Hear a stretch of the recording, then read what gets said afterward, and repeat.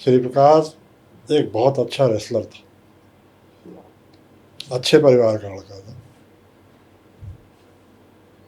उसके परिवार में उसकी सिस्टर को ही उसके किसी दोस्त ने छेड़खानी कर दी, बदतमीजी कर दी। तो चूंकि पहलवान बुद्धि थी, उसको बहुत गुस्सा आया कि साला मेरे ही दोस्त मेरी बहन के साथ ऐसा कर दिया, तो उसने उसका मर्डर कर दिया। उसके मौत से आपके हिसाब से सबसे ज़्यादा नुकसान किसको हुआ था? अब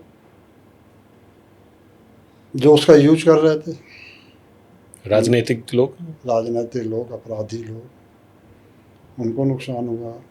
यूपी का क्राइम लॉर्ड मतलब आतिक अहमद का नाम बहुत ज़्यादा आता था, राइट? मैं आपसे ये सवाल दो हिस्से में पूछना चाहूँगा सर, कि एक तो धुरंधर में उसका जो आईएसआई नेटवर्क दिखाया गया, उसके बारे में सर आपको क्या इन्फॉर्मेशन एंड नॉलेज है? और दूसरा हिस्सा सवाल का ये है कि आपका उसके साथ डायरेक्ट फेस ऑफ जो है वो कब कब कितने बार हुआ है, क्या क्या किस्से थे सर वो? देखिए, पहला तो जो उसके कनेक्शन दिखाए गए हैं, मैंने फेक करेंसी पे बहुत काम किया, मैंने डी कंपनी पे बहुत काम किया। डी क्या, सारी कंपनी, डी कंपनी, राजन कंपनी, एजाज लकड़वाला, ये मतलब जितने भी हैं ये सब पे मैंने, बबलू श्रीवास्तव, सब पे बहुत काम किया। ISIS पे भी बहुत काम किया, ISI पे भी बहुत काम किया। मेरे नेटवर्क में कभी ये चीज़ नहीं आई, आईएसआई वाला कोई सा ये फेक करेंसी, ये वो सारा नेटवर्क कभी मेरी उसमें नहीं आया, रडार पे, कि वरना शायद तक नहीं बचता अगर मेरी रडार में ये चीज़ आई होती। सर आपने एक चीज़ 2-3 जगह पे आपने कहा है कि बिकॉज इतने सारे इनकाउंटर्स आपने किए हैं समाज के भलाई के लिए, तो नींद का थोड़ा मसला है, तो उसके लिए आप कुछ और निवारण ढूंढते हो, राइट? तो वो क्या, नींद के टैबलेट्स लेते हो सर, कि कैसे अपना नींद, क्योंकि उसके भी एक साइड इफ़ेक्ट्स होते हैं, राइट? कभी कभी अगर लंबे टाइम के थे कि, तो कैसे आप नींद का अपना देखते हो ताकि वो लॉन्ग टर्म में हेल्थ पे कुछ असर ना करे? सीरीज देखी आपने? हाँ, जय महाकाल, उसका सहारा लेना पड़ता, वरना कोई आके जगा देता, और क्या हाल है भाई इंस्पेक्टर साहब। ये डेली होता है, हर दिन। अनफॉर्चुनेटली रॉबरी तो हुआ था, और घर की जितने भी औरतें थे उन सब का बहुत बुरी तरीके से रेप, बलात्कार हुआ था। वो केस के जो रेपिस्ट थे, आपने उनको ना सिर्फ ढूंढा बल्कि उनका इनकाउंटर करके जो इंसाफ दिलाना चाहिए वो as a very diligent police officer आपने दिलाया, राइट? वो कहानी प्लीज़ बताइए, हमारे देश के सब महिलाएं जो है वो गर्व महसूस करेगी। देखिए, मैं उसमें सीरीज में और मैं जो बता रहा हूँ उसमें काफ़ी समानता है, कुछ उसमें मसाला है, बट गोपनीयता को ध्यान में रखते हुए जगह या वो डिटेलिंग करना ठीक नहीं। बिल्कुल। एक सर्राफ के साथ ये घटना हुई थी, उसके घर पे लोग घुसे थे और उन्होंने ये सब काम किया था, बेटी, बहू, माँ के साथ। और वो FIR भी हुई थी, बट खाली डकैती की, उस समाज की मान सम्मान इज्जत की वजह से वो चीज़ FIR में नहीं आई थी। नमस्कार दोस्तों, मैं अविनाश मिश्रा। मेरे द्वारा अपनी सेवाएं STF और ATS में दी गई हैं, और मेरे आप लोगों ने वेब सीरीज पार्ट 1 पार्ट 2 में बहुत किस्से देखे और सुने, और आज मैं यहाँ मुंबई में शुभजीत जी के चैनल पर बैठा हूँ, और बहुत ही शानदार वार्तालाप हम लोगों की हुई है। आप इस शो को ज़रूर देखिएगा, आपको आनंद आएगा। थैंक यू, बहुत बहुत शुक्रिया। Like, share and subscribe.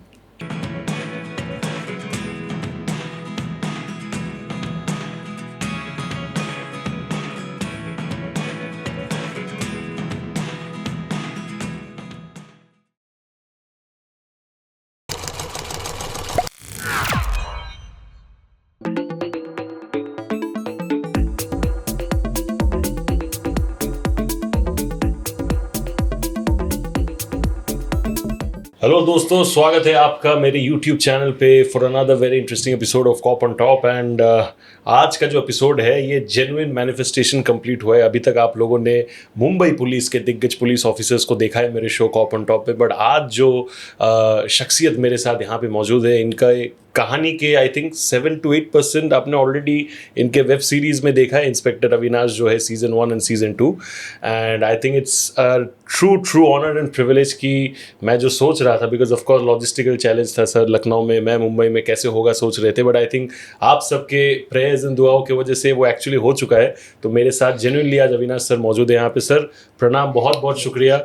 जय महाकाल। जय महाकाल। क्या बात है, ये एक कॉमन फैक्टर है आप पे और मेरे में कि महाकाल भक्त। पूरे ज़िंदगी ऑफ कोर्स जो आपका रहा है सर, ऐसे 1 घंटे 1.5 घंटे में तो व्यक्त करना बहुत मुश्किल है, लेकिन मैं आपको एक सवाल से ये पॉडकास्ट चालू करना चाहूँगा। वो ये है कि काफ़ी टाइम ऐसा होता है कि ड्यूटी जो है जब एक पुलिस ऑफिसर को करना पड़ता है, उसको दिमाग से काम लेना पड़ता है, लेकिन दिल शायद उस चीज़ को लेके कभी कभी नहीं मानता है, राइट?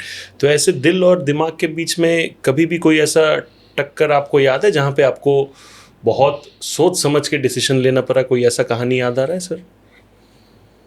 देखिए, जब पुलिस में जब काम करना होता है तो दिल का बहुत ज़्यादा मतलब फील्ड में रहता नहीं, लेकिन कभी कभी ऐसे चांस पड़ते हैं कि जैसे मेरी एक सीरीज में अभी सेकंड पार्ट में देखा होगा जी।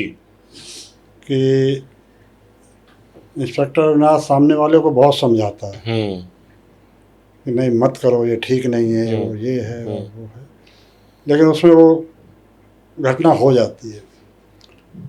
तो इस तरह कभी कभी दिल में ऐसी चीज़ें आती थी और वो घटना रुक जाती थी और वो बंदा सुधर जाता था। तो वहाँ तो कभी कभी दिल काम करता था एक समझने में कि ये क्रिमिनल पेशेवर है या इसको वक्त ने बना दिया है, ये वापस आ सकता है, तो वहाँ पे थोड़ा दिल का काम लिया जाता था। लेकिन अक्सर क्या होता है कि एक इंसान के बारे में जब सुना जाता है कि ये इंसान है, ये एसटीएफ के या जो भी है एनकाउंटर स्पेशलिस्ट है, 112 के ऊपर क्रिमिनल्स को इन्होंने मारा है, तो नेचुरली जो लोग होते हैं ना वो थोड़ा सा डरते हैं, डर का माहौल रहता है, दूर रहते हैं थोड़ा सा एक्सेट्रा। ऐसे इंसान के पास बहुत लोग ऐसे नहीं समझते कभी कभी कि ऐसे इंसान के पास भी दिल हो सकता है, राइट? तो वो जो ह्यूमन एस्पेक्ट आपका हमेशा रहा है कि भले ही जितने क्रिमिनल को मुझे मारना पड़े एनकाउंटर में क्राइम को साफ करने के लिए, लेकिन मेरा जो दिल है, मेरा जो माइंड है, मेरा जो थॉट प्रोसेस है, वो उसमें कभी भी कोई भी तरीके का हार्डनेस या हार्शनेस नहीं आना चाहिए, जो कि शायद मेरे परिवार, क्योंकि स्ट्रेस रहता है पुलिस के काम में, राइट? आप दिन ख़त्म करके जब घर पे आते हो तो उसका तनाव कभी घर पे नहीं पड़ना चाहिए, राइट? तो वो आपने हमेशा ज़िंदगी भर कैसे बैलेंस किया सर? देखो, मेरा पूरी लाइफ का जब से इस डिपार्टमेंट में आया जी, और एक फैमिली मैन की हैसियत से मेरा एक व्यवहार फैमिली वाला रहता था। मेरा एक चरित्र रहता था फ्रेंड सर्किल और सोसाइटी उनके साथ। तीसरा मेरा एक रहता था क्रिमिनल के साथ। तो वहाँ मेरा बहुत ज़्यादा दिल काम नहीं करता था। बिल्कुल। हाँ, लेकिन इन दो चरित्र में मेरा दिल और दिमाग दोनों काम करते थे। तो अच्छा, मैंने कभी पुलिस की परछाई या कहिए पुलिस का जो एटमॉस्फेयर रहता है वो मैंने कभी फैमिली पे नहीं आने दिया। बढ़िया बात। और मैंने कभी अपने दोस्तों के बीच या जो सर्किल रहा है हमारा, उसमें कभी रॉब या इनकाउंटर स्पेशलिस्ट या कि टेरर इतना है वो नहीं आने दिया। मुझसे लोग मिलते हैं तो कहते हैं सर आप तो दूसरी किस्म के आदमी हो, बिल्कुल, जो आपके बारे में सुनते हैं वो कुछ और है। तो वो थोड़ा सा मैनेज करना पड़ता। बिल्कुल। सर मैं आपसे ये पूछना चाहूँगा कि क्रिमिनल्स के बीच में हमेशा आपका एक जो डर था वो रहा है, वो रहना भी चाहिए हमेशा, बट कभी भी कोई ऐसा क्रिमिनल था जो शायद खाली आपके डर से कि नहीं अगर मैं अपना क्रिमिनल एक्टिविटीज़ कंटिन्यू करूँगा तो एक दिन अविनाश सर या एसटीएफ के हाथों मारा जाऊँगा, खाली ये डर से अपना क्राइम छोड़ दिया होगा, ऐसा कोई क्रिमिनल है? हाँ, है, बहुत सारे। कुछ सुनाइए ना सर ऐसे कुछ कहानियाँ। अब ऐसे बहुत सारे हैं। जैसे एक शूटर था डी कंपनी का। डी कंपनी का? वो बॉम्बे से भाग के हमारे लखनऊ पहुंचा। जी। वो एक दिन मेरे सामने आ गया, तो उसने जैसे ही सुना कि मैं हूँ, उसने बोला। और आज की डेट में वो बहुत अच्छा इंसान है, बहुत अच्छे से रह रहा है, अपनी फैमिली के साथ अपना काम धंधा कर रहा है। तो ऐसे बहुत सारे किस्से हैं कि लोगों ने नाम सुन के और तो समझ में आ जाता है कि ये बंदा फिर अब आगे सुधरना चाहता है, कुछ करना नहीं चाहता, तो फिर उसके साथ वैसे ही व्यवहार करना पड़ता है। फिर वहाँ वो पब्लिसिटी या गिनती बढ़ाने का दिमाग में नहीं आता फिर। सर, एक पुलिस डिपार्टमेंट के अंदर एक एक एक यूनिट फॉर्म होता है, एसटीएफ। आप आते हो, आपकी तरह और भी लोग हैं जो काम कर रहे हैं। पुलिस का काम हमेशा टीम वर्क होता है, राइट? बट हर एक इंसान को वो लेवल का लाइमलाइट बोलो या पॉपुलैरिटी बोलो शायद नहीं मिलता है, राइट? तो आपने भी पॉपुलैरिटी के लिए तो किया नहीं, आप काम करते गए, लोग पहचानते गए, आपका नाम वैसे बनता गया आपके बेहतरीन काम की वजह से, राइट? बट कुछ कुछ लोग खुश होते, कुछ कुछ लोग सेम डिपार्टमेंट के अंदर जेलस भी होते, इनसिक्योरिटी भी होता है कि अरे यार इसका नाम बहुत ज़्यादा बढ़ रहा है, ये तो मेरे से जूनियर है, इसका नाम अखबारों में क्यों आ रहा है डेली। तो वो इनसिक्योरिटी, जेलसी आपने एक्सपीरियंस किया आपके ही कलीग्स के बीच में? बहुत ज़्यादा वो होती है, वो तो इससे इनकार नहीं किया जा सकता, क्योंकि ये फितरत होती है इंसान की कि जब वो दूसरे की लाइन के पास नहीं पहुंच पाता तो उसकी लाइन मिटाने की कोशिश करने लगता है कि मेरे बराबर आ जाए। तो ऐसा होता था, बट मेरे पे उसका कोई फ़र्क नहीं पड़ता था, क्योंकि मैं उस सब अपना दिमाग ही नहीं लगाता था। मुझे तो सिर्फ एक ही चीज़ रहती थी, एक ही टारगेट रहता है, मुझे काम करना। जो इस तरह के लोग हैं, जिनके विचार इस तरह के हैं, वो एक ना एक दिन शांत होंगे खुद ही, क्योंकि वो दिमाग अपना इसमें लगा रहे हैं मेरी लाइन छोटी करने में। मैं दिमाग लगा रहा हूँ काम में, तो मेरी तो लाइन और बढ़ती जानी है ना। तो मेरे को उसका कोई फ़र्क नहीं पड़ता था, लेकिन हाँ रहता था ये। शालीन भानोत जो है मेरे, is a very good friend of mine, वो सीरीज़ में भी है। उन्होंने मुझे एक लाइन कहा था जब मैं उनके साथ बातचीत कर रहा था कि अविनाश सर के जो एक सीनियर ऑफिसर है, उन्होंने उनको कहा कि it was an honour for me to work with Avinash Mishra, right? Normally जो जूनियर ऑफिसर होता है वो अपने सीनियर्स के बारे में कहते हैं, सीनियर्स भी तारीफ करते हैं, लेकिन ऐसे ऑनर या मुझे फ़क्र है बहुत कम इस्तेमाल होता है, राइट? ये रेप्यूटेशन जो आपने कमाया है आपके स्टार्टिंग से लेके एंड तक, बेस्ट फ्लैशबैक्स क्या आते हैं आपके? ये जो इज़्ज़त आपने कमाया है, जब आप अपने पूरे ज़िंदगी के करियर के बारे में सोचते हो, बेस्ट मोस्ट प्राउड मोमेंट्स क्या आते हैं दिमाग में खुद के ऊपर जब प्राउड होता है? देखो, खुद के ऊपर प्राउड करने के बहुत से कारण होते हैं। एक तो आपके बॉसेस कैसे रहे, आपकी टीम कैसी रही, टीम वर्क कैसा रहा। वो मुझे कुछ महाकाल की कृपा से बढ़िया बढ़िया अधिकारी मिले, जो मतलब सिर्फ ये पूछते थे, हाँ भाई क्या हुआ, ये हुआ, वेरी गुड, कैसे हुआ, किन परिस्थितियों में हुआ, कुछ नहीं। मेरी टीम यस मतलब यस सर वाली, जी सर, और उनको पता भी नहीं रहता था मैं क्या करने वाला हूँ। लास्ट मोमेंट में उनको पता होता था कि ये हो रहा है। तो वो सब पल याद करके बहुत खुशी होती है, प्राउड होता है यार। मैं फिर उसके बाद महाकाल की कृपा। एक इंसान, जैसे मैंने कहा कि इनसिक्योरिटी एंड जेलसी होता है, हर देखिए सर, हर एक बास्केट में हर सेब जैसे अच्छा नहीं निकलता, वैसे हर डिपार्टमेंट में हर ऑफिसर भी अच्छा नहीं निकलता, राइट? कुछ कुछ लोग ईमानदार होते हैं, मेहनत से अपना काम करते हैं, कुछ कुछ लोग बेईमानी का काम करते हैं, बेईमानी का खाते हैं, गैंगस्टर्स के साथ नेक्सस रहता है, एक्सेट्रा। तो ये डिपार्टमेंट, ये सिस्टम में रह के सबसे बड़ा चैलेंज आपके पास क्या था? क्योंकि काफ़ी बार आई एम श्योर आपके साथ ऐसा होगा कि आप शायद आपके टीम के साथ कुछ ऑपरेशन करने जा रहे हो, लेकिन क्योंकि यूनिट में किसी और को पता है, उसने खबर दे दिया, तो पूरा आपका जो मेहनत है वो ये लोग फेल कर देते थे, राइट? तो ये पूरे सिस्टम के अंदर रह के, क्योंकि पुलिस ऑफिसर तो सिस्टम के अंदर ही रहता है, राइट? सिस्टम के अंदर रह के इन दिमागों को, जिन्होंने सिस्टम को ही खोखला बना के रखा था, इनको फाइट करके कैसे आपने अपने अचीवमेंट्स हासिल किए सर? पहले तो आप ये समझिए कि मैं पुलिस में एक नौकरी पाने के लिए नहीं आया था कि मुझे नौकरी नहीं मिल रही है तो मैं पुलिस में भर्ती हो जाऊँ। मुझे अचानक एक दिमाग में जुनून पैदा हुआ था कि पुलिस वाला बनूँ। शायद आपने देखा भी होगा सीरीज में भी या कहीं मेरे और पॉडकास्ट में सुना होगा, मेरे फादर इसके बिल्कुल खिलाफ थे। सीरीज में भी देखा है, सुना भी है पॉडकास्ट में। लेकिन मैं अपनी जिद में पुलिस में गया। अब उसके रिजल्ट अच्छे होंगे या ख़राब होंगे वो सब मेरे ऊपर आने वाला था, और मुझे ये साबित भी करना था कि मैं एक न एक दिन बाबूजी को ये करके दिखाऊंगा कि अच्छा पुलिस वाला भी होता है। तो मेरे अंदर वो जुनून था काम करने का, नंबर 1। नंबर 2 कि अगर ऐसा कुछ घटना हो भी गई तो मेरे दिमाग में रहता है तो कोई बात नहीं, कल मिलेगा, इसको भी यही काम करना और हमको भी यही काम करना, कल मिलेगा। तो मैं कभी अपना नकारात्मक रवैया नहीं अपनाता था कि अब अगर उसने मैसेज लीक कर दिया या कुछ कर दिया तो मैं टेंशन में आ गया, नहीं, फिर खोजेंगे, अपना तंत्र इतना मजबूत है, फिर मिलेगा। तो उससे कोई परेशानी नहीं होती थी, लेकिन होती थी ये सब चीज़ें। तो सिस्टम है, सिस्टम से तो जी अलग ना आप हैं, ना हम हैं, ना हमारा डिपार्टमेंट है, बिल्कुल, या कोई डिपार्टमेंट भी नहीं है। बिल्कुल।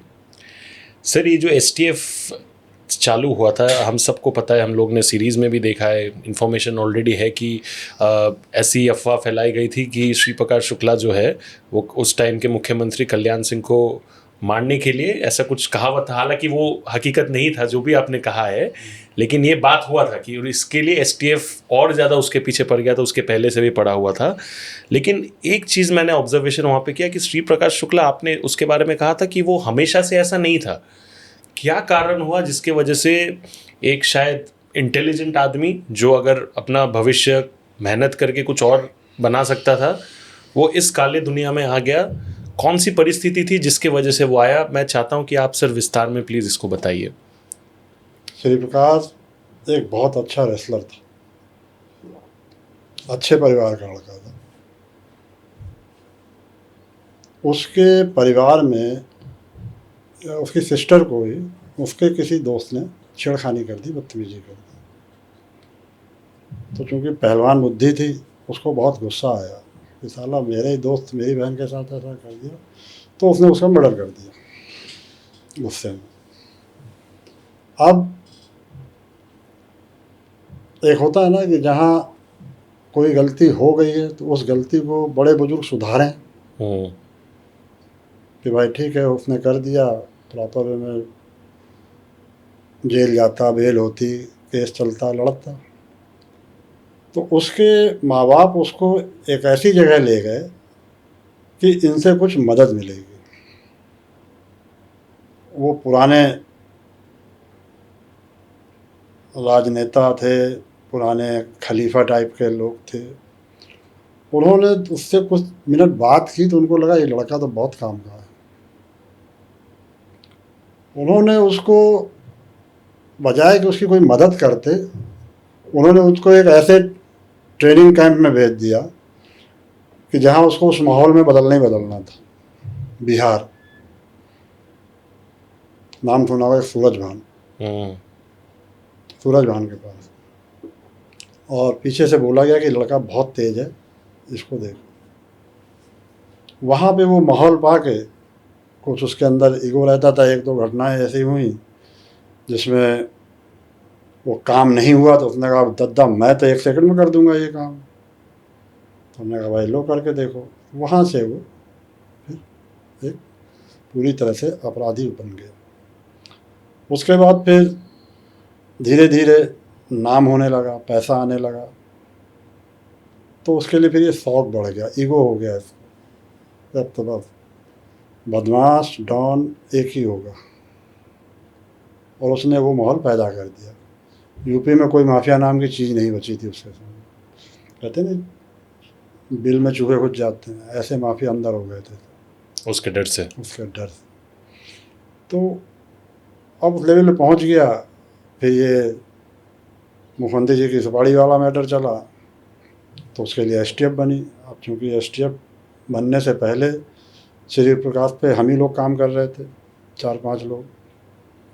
तो जब एसटीएफ बनी, श्री प्रकाश के लिए बनी, तो सबसे पहले हम लोग को ही आना था, तो हम लोग फाउंडर मेंबर हो गए उसके। फिर ये चूहा बिल्ली का खेल चलता रहा। फिर लास्ट में मारा गया गाजियाबाद में, इंदिरापुरम के। इंदिरापुरम में। उसके मौत से आपके हिसाब से सबसे ज़्यादा नुकसान किसको हुआ था? अब जो उसका यूज कर रहे थे, राजनीतिक लोग, अपराधी लोग, उनको नुकसान हुआ। कुछ ऐसे लोगों को, परिवार को नुकसान हुआ। उसका जितना पैसा था वो जिसके पास था वो उसी के पास रह गया।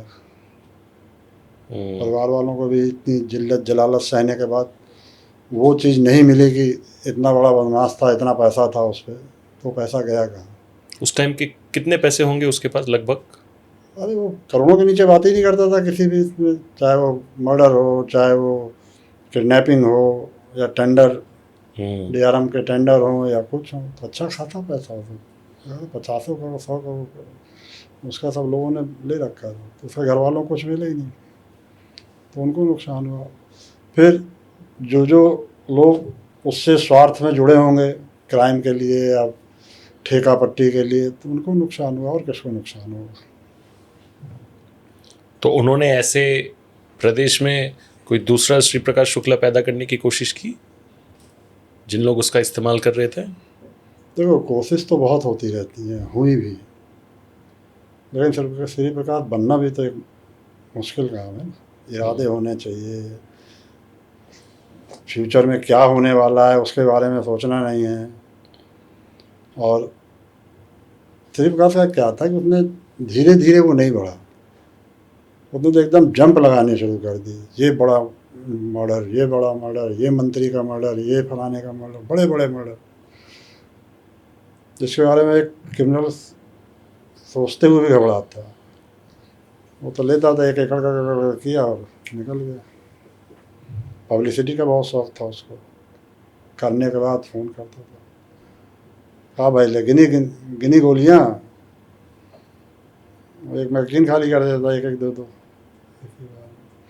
तो मुझे तो नहीं लगता कि श्री प्रकाश जैसा कोई अपराधी कभी सुनने में आएगा।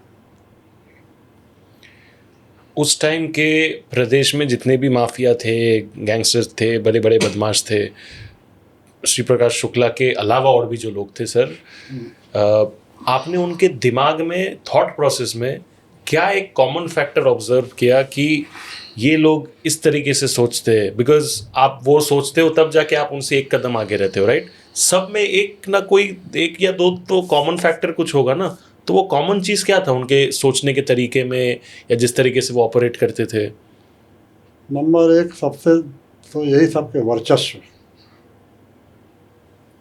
कि हमारा विरोधी ग्रुप में कैसे वर्चस्व हो, पॉलिटिक्स में कैसे वर्चस्व हो, ठेका पट्टी में हमारा कैसे वर्चस्व। यूपी का बुरा हाल था पहले। बिल्कुल। जिसका वर्चस्व रहता था वही ठेका पट्टी कर सकता था, बाकी और कोई कर नहीं सकता था। तो एक मेन तो यही था, रहता था वर्चस्व, दूसरा पैसा, तीसरा कैसे बड़े लोगों से, पॉलिटिशियन से आपके रिलेशन। तो ये 3-4 चीज़ें तो कॉमन रहती थी सब में, तो श्री प्रकाश में भी थी। इनफैक्ट मैं जब यहाँ पे हमारे मुंबई पुलिस के भी एनकाउंटर स्पेशलिस्ट से बात किया, उन्होंने भी मुझे ये चीज़ बोला कि जब कोई गैंगस्टर बड़ा होता है ना, तो पुलिस प्लस पॉलिटिकल सपोर्ट, ये दोनों चीज़ जब तक उसके पास नहीं होता तब तक वो बड़ा नहीं हो सकता। चाहे वो दाऊद हो, छोटा राजन हो, कोई भी हो, जितने भी कुख्यात लोग हो, राइट? ये चीज़ जो है, ये लोग आपके हिसाब से, अभी तो ये प्रदेश बहुत बदल गया। मैं 2 दिन पहले लखनऊ होके आया हूँ, मैं, मुझे बहुत अच्छा लगा। अभी योगी जी जो है, उन्होंने एकदम माहौल ही बदल दिया है। एक योगी जी का एक डर है, जो गंदे लोग हैं उनमें योगी जी का एक डर है, जो होना भी चाहिए, राइट? मैं आपको ये सवाल योगी जी के बारे में ही पूछूंगा कि उनके माइंडसेट में, उनमें आपको क्या फ़र्क लगता है, जो शायद उस समय जब प्रदेश का सच में बहुत बुरा हाल था, उस टाइम पे अगर योगी जी जैसे लीडर होते तो अलग ही माहौल होता, राइट? बट क्या आपको लगता है कि क्या मिसिंग था जो शायद आज योगी जी में है उस टाइम में? देखिए, आज के समय में योगी जी की सरकार में एक तो पुलिस का मनोबल बहुत हाई है, हम्म, और वो इसलिए कि योगी जी का आंख बंद करके सपोर्ट, उनका सीधा सा एक फंडा है, अपराध नहीं चाहिए, और अगर अपराध होगा तो अपराध ही नहीं चाहिए। हम्म, उस समय का क्या था कि अब जो कुछ लोग करने वाले थे वो अपने रिस्क पे करते थे, हम्म, तो बहुत ज़्यादा सपोर्ट था, ऐसा नहीं कि नहीं था, लेकिन वो सपोर्ट सिर्फ उनके काम आता था जिनके अंदर ये जज्बा था। हम्म, आज की सरकार में तो जज्बे वाले जो हैं तो वो कर ही रहे हैं, बाकी और भी लाओ अब तो फ्री हैं, लाओ नाम रोशन कर लें, वो भी निपटा दे रहे हैं, तो उससे बड़ा फ़र्क पड़ा है। वरना तो यूपी तो, अब आप उधर जाइए 85-90 के आसपास यूपी, हर क्षेत्र में टेंडर पड़ रहा है तो उसमें वर्चस्व, यहाँ तक किडनैपिंग होती थी उसमें भी वर्चस्व, कौन कितनी बड़ी किडनैपिंग कर ले रहा, किसने कितना बड़ा विकेट गिरा दिया, चाहे वो पॉलिटिकल पर्सन हो या तो कोई मतलब XYZ बड़ा ठेकेदार हो कोई हो। और अभी तो बड़े अच्छे अच्छे सोशल मीडिया में जोक भी आने लगे यूपी को बिल्कुल लेके। बिल्कुल। सर, सीरीज में एक वाक्य दिखाया गया था जहाँ पे आपका एक कॉन्वर्सेशन हो रहा था एक एमएलए के साथ। वहाँ पे उन्होंने कहा था कि हमारे सामने अच्छे अच्छे लोगों की पतलून ढीली हो जाती है, हम हमारा पतलून पकड़ के रहते अच्छे से। कुछ तो आपका डायलॉग जो रणदीप सर ने बहुत बेहतरीन तरीके से बोला था, राइट? एक पुलिस ऑफिसर चाहे जितना भी जज्बा हो, जोश हो, करेज हो, ईमानदारी हो, आखिर वो एमएलए है, उस पॉलिटिकली कनेक्टेड है, राइट? कैसे आपको हमेशा हिम्मत मिलता था जो शायद सरकार में हो या पॉलिटिकली आपसे ज़्यादा पावरफुल हो, उनके खिलाफ आप ऐसे बिंदास दबंग होकर भिड़ जाते थे? आपको कभी भी किस चीज़ का डर नहीं लगा? ये कैसे, मतलब मुझे, मैं genuinely sir as a fan curious हूँ। देखो क्या है कि पुलिस में सबसे ज़्यादा जो डर रहता है वो आपका एक करेक्टर रोल होता है कि वो साफ़ सुथरा रहना चाहिए, तो कोई पंगे नहीं लेता। दूसरा ट्रांसफ़र पोस्टिंग, क्रीम चाहिए, तो जब क्रीम चाहिए तो फिर मथे भी जाओगे तभी तो क्रीम पोस्टिंग मिलेगी। करेक्ट। 10 जगह तेल पानी लगाओगे तो वो मिलेगी। और तीसरा कि ये पनिशमेंट पोस्टिंग ना कहीं हो जाए, सब जगह अपना हाथ जोड़ के इधर उधर करके आदमी नौकरी करता। मेरे साथ ऐसा कोई चक्कर नहीं था, मेरा गलत हो तो हो, फिर वो किसी उस पे हो। मेरे सीनियर अफसरों से झगड़ा हो जाता था, मेरे बहुत किस्से हैं, और नेता वेता तो मेरा कभी वो रहा ही नहीं। नेता लोग भी आपसे डरते थे थोड़े बहुत? मुझे नहीं पता डरते थे, लेकिन मेरे काम में भी हाथ नहीं डाला, मुझे भी डिस्टर्ब नहीं करते थे, क्योंकि वो जानते थे सीधा जवाब देगा और करना इसको अपने मन में। क्या इसका एक और कारण ये भी है क्योंकि आप बेहतरीन काम कर रहे थे और आप कॉन्स्टेंटली रिजल्ट्स डिलीवर कर रहे थे, तो एक जो आम जनता का सपोर्ट होता है वो आपके पास था। एंड पॉलिटिशियंस का सबसे बड़ा डर ये होता है कि जनता हाथ से निकल ना जाए, तो इसलिए भले ही हमें टेढ़ा जवाब दे या भले ही हमारे खिलाफ काम करे, लेकिन हम इससे पंगा नहीं लेंगे। क्या आपको लगता है ये एक कारण था?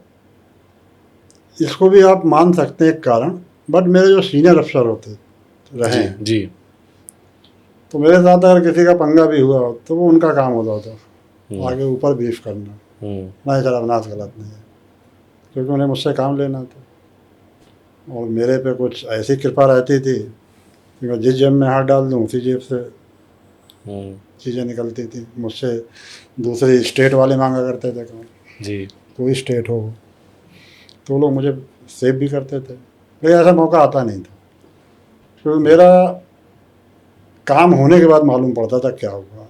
अब जब काम हो गया तो फिर क्या, अब पहले से ही पूछना है, सर आज जा रहे हैं सर, वहाँ क्या करना है सर, तो सर से बात करने के चक्कर में वो चली जाएगी विधायक जी के पास, मंत्री जी के पास, कहीं किसी के पास, तो प्रॉब्लम खड़ी होनी, डिस्कस होना है, तो फिर काम नहीं होता।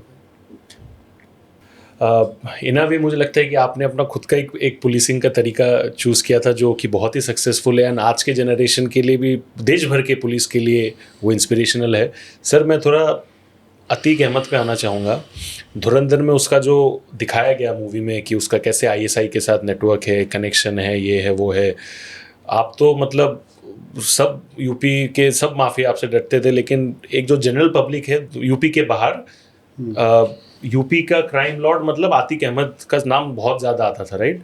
मैं आपसे ये सवाल दो हिस्से में पूछना चाहूँगा सर, कि एक तो धुरंधर में उसका जो आईएसआई नेटवर्क दिखाया गया उसके बारे में सर आपको क्या इन्फॉर्मेशन एंड नॉलेज है, और दूसरा हिस्सा सवाल का ये है कि आपका उसके साथ डायरेक्ट फेस ऑफ जो है वो कब कब कितने बार हुआ है, क्या क्या किस्से थे सर वो? देखिए, पहला तो जो उसके कनेक्शन दिखाए गए हैं, मैंने फेक करेंसी पे बहुत काम किया, मैंने डी कंपनी पे बहुत काम किया, डी क्या सारी कंपनी, डी कंपनी, राजन कंपनी, एजाज लकड़वाला, ये मतलब जितने भी हैं ये सब पे मैंने, बबलू श्रीवास्तव, सब पे बहुत काम किया। आई एस पे भी बहुत काम किया, ISI पे भी बहुत काम किया। मेरे नेटवर्क में कभी ये चीज़ नहीं आई, आईएसआई वाला कोई सा ये फेक करेंसी, ये वो सारा नेटवर्क कभी मेरी उसमें नहीं आया, रडार पे, कि वरना शायद ठीक नहीं बचता अगर मेरे रडार में ये चीज़ आई होती। अब ये चीज़ कैसे आई है मुझे नहीं पता, और हमारे देश की एजेंसियां भी अभी इतनी कमज़ोर नहीं है कि इतना बड़ा नेटवर्क चले इतने सालों तक और उनकी नज़र में ना आए। तो धुरंधर में कैसे आया मुझे नहीं पता। अतीक बेसिकली वो इलाहाबाद का गुंडा था वो जी, और वो हम जैसे लोगों से बचता था। वो देख के बात करता था पुलिस वालों से, पुलिस को कमज़ोर पुलिस कमज़ोर दिखती थी तब वो घेरता था, तो हम लोगों की परछाई से दूरी रहता था वो, इसलिए मेरा कभी उससे वास्ता नहीं पड़ा। और मेरा तो जो आम पब्लिक में जिसका दहशत फैल जाए और आप लोगों के मीडिया में आने लगे टेरर उसको ढूंढते थे। और अतीक अभी 5-7 साल से इतना हाईलाइट हुआ, हमारे समय में नहीं था इतना हाईलाइट। तो हमारी नज़र में सिर्फ इलाहाबाद का गुंडा था वो भी छोटा मोटा गुंडा, राजनेता, छोटा मोटा तो नहीं कह सकते, लेकिन हाँ अब राजनेता था भाई, विधायक, सांसद, और उसकी आड़ में तो सारे बदमाशी माफ थी और जब उसका नाम चला तब मैं अपने आखिरी पड़ाव में था नौकरी।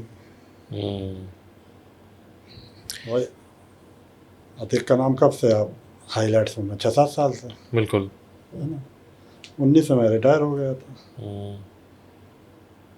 तो आपका बेसिकली प्राइम पीरियड वो टाइम पे था जब उस तरीके से ये सब सांसद थे, विधायक थे, और अब उसी की आड़ में अपना कुछ करते रहते थे, दबता रहता था इनका मसला। कुछ ऐसे पुलिस वाले रहते थे, अधिकारी रहते थे, वही क्रीम पोस्टिंग वाले। बट ये ऐसे लोग मुझे समझ नहीं आता सर कि ये किस लेवल पे विधायक या एमएलए या वगैरह बन जाते हैं। जैसे मुंबई में भी है अरुण गवली, दगड़ी चौल के, वो दाऊद गैंग के साथ उसका ये था, बाद में वो भी एमएलए बन गए। तो ये कैसे ये लोग इस लेवल पे आज, इनफैक्ट मैं एक ऑफिसर से बात कर रहा था, वो मुझे बोले कि सेम अरुण गवली विधायक बनने के बाद याद नहीं आ रहा, नॉर्थ साइड ऑफ मुंबई के कोई एक पुलिस फंक्शन में गए थे एज अ गेस्ट। आप सोचो, पुलिस जिसके पीछे हमेशा पड़ा हुआ है वो आदमी पुलिस फंक्शन में आ रहा है एमएलए बन के। तो ये कोई नई बात थोड़ी ना भाई। जब तक एक बदमाश जो है, पुलिस वाले की सोच अलग रहती है उस बदमाश के प्रति। जहाँ वो नेता बन गया तो एक आ जाता है प्रोटोकॉल, फिर वो प्रोटोकॉल पूरा करना पड़ता है। कोई नहीं चाहता होगा, कोई नालायक पुलिस वाला होगा जिसने बुलाया होगा उसको, या उसने जानबूझ के लगवाया होगा अपना प्रोग्राम। दो ही बातें हो सकती हैं, या तो कोई नालायक अफसर होगा और कोई ना कोई वजह होगी उसको बुलाने की, या फिर अगर मुझे नहीं पता फंक्शन कैसा था, या हो सकता है उसने खुद ही अपना प्रोग्राम लगवाया हो। तो अगर खुद प्रोग्राम लगवाया उसने, गवर्नमेंट ने लगाया, तो प्रोटोकॉल में फिर आएगा, प्रोटोकॉल में आएगा। करते हैं लोग, होता है, सबके साथ होता है, मेरे साथ भी हुआ। आपका क्या कहानी था ये चीज़ को लेकर सर? मेरी कहानी ऐसी कोई वो नहीं है। एक अपराधी हुआ करते थे, वो फिर विधायक बन गए, फिर वो मंत्री बन गए, और उन्होंने एक प्रोटोकॉल लगवा दिया 26 जनवरी को सलामी का। हाँ। और मेरे बॉस को मजबूरन में, मतलब अब मजबूरी थी, जी। सलामी दी उन्होंने। फिर मुझे बहुत ख़राब लगा। मैंने उनको जब तक परेशान किया जितना मैं कर सकता था, जब तक कि उन्होंने मेरा ट्रांसफ़र नहीं करा दिया। उनको बड़ा मानसिक तनाव देता था मैं उनको। तो होते हैं ऐसे, अब कर क्या सकते हैं, मजबूरी है। सर आपने एक चीज़ 2-3 जगह पे आपने कहा है कि बिकॉज इतने सारे इनकाउंटर्स आपने किए हैं समाज के भलाई के लिए, तो नींद का थोड़ा मसला है, तो उसके लिए आप कुछ और निवारण ढूंढते हो, राइट? तो वो क्या, नींद के टैबलेट्स लेते हो सर, कि कैसे अपना नींद, क्योंकि उसके भी एक साइड इफ़ेक्ट्स होते हैं, राइट? कभी कभी अगर लंबे टाइम के थे कि, तो कैसे आप नींद का अपना देखते हो ताकि वो लॉन्ग टर्म में हेल्थ पे कुछ असर ना करे? सीरीज देख लिया आपने? हाँ। जय महाकाल, उसका सहारा लेना पड़ता, वरना कोई आके जगा देता, और क्या हाल है भाई इंस्पेक्टर साहब? ये डेली होता है, हर दिन? क्योंकि मेरे घर पे भी बच्चे डॉक्टर हैं, जी। औरों से भी मैंने पूछा है, उन्होंने कहा ये चलेगा बट टैबलेट नहीं चलेगी। तो मैंने ठीक है, क्योंकि उसके साइड इफ़ेक्ट्स है ना। हाँ अब कुछ तो रहता होगा ना, तो बता बिल्कुल। रहे हैं, डॉक्टर्स बता रहे हैं। सर एक मैं कहानी आपसे जानना चाहूँगा, एंड हमारे देश की औरतें ये सुन के मुझे बहुत यकीन है कि बहुत खुश होंगे। एक सीरीज़ में दिखाया गया था एक बहुत ही घिनौना robbery and rape case. Security को मद्देनज़र रखते हुए वो लोकेशन बदल दिया गया था, बट कहानी सच बात है जो कि है, आपने कहा था पहले, राइट? अनफॉर्चुनेटली रॉबरी तो हुआ था और घर की जितने भी औरतें थे उन सब का बहुत बुरी तरीके से रेप, बलात्कार हुआ था। वो केस के जो रेपिस्ट थे, आपने उनको ना सिर्फ ढूंढा बल्कि उनका एनकाउंटर करके जो इंसाफ दिलाना चाहिए वो as a very diligent police officer आपने दिलाया, राइट? वो कहानी प्लीज़ बताइए, हमारे देश के सब महिलाएं जो है वो गर्व महसूस करेगी। देखिए, मैं उसमें सीरीज में और मैं जो बता रहा हूँ उसमें काफ़ी समानता है, कुछ उसमें मसाला है, बट गोपनीयता को ध्यान में रखते हुए जगह या वो डिटेलिंग करना ठीक नहीं। बिल्कुल। एक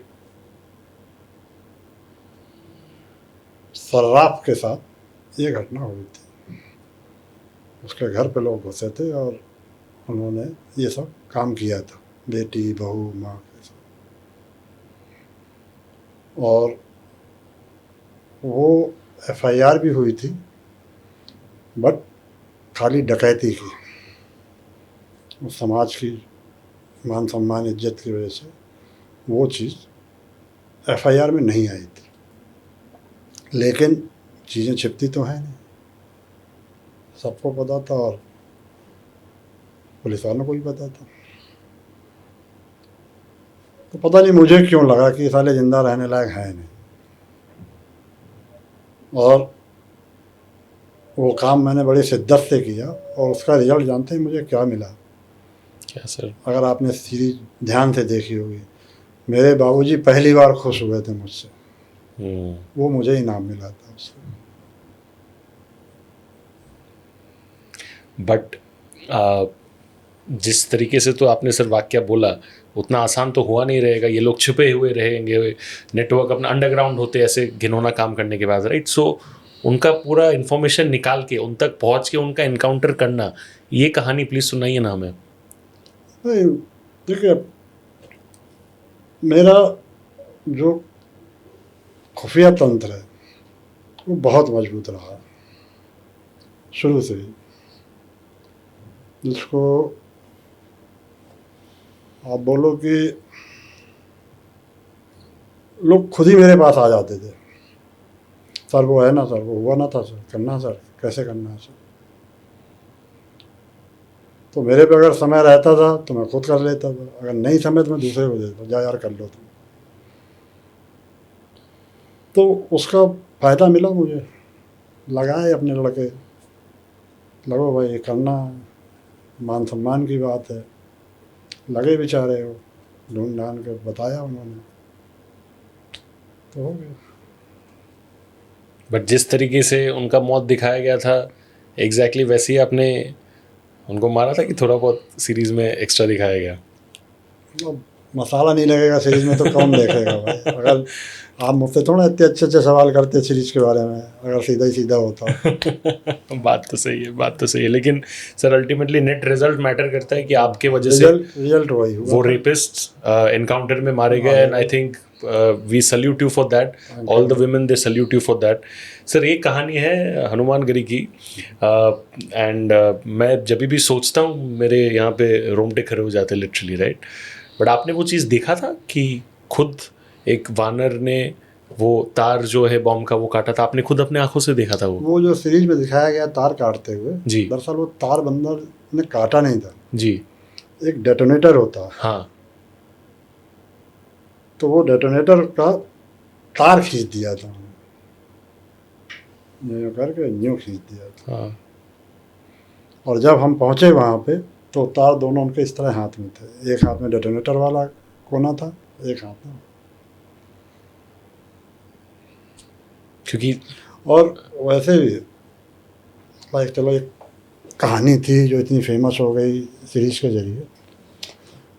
अयोध्या में हनुमानगढ़ी और राम जन्मभूमि, राम अब तो राम मंदिर हो गया जी, बहुत प्रताप है वहाँ,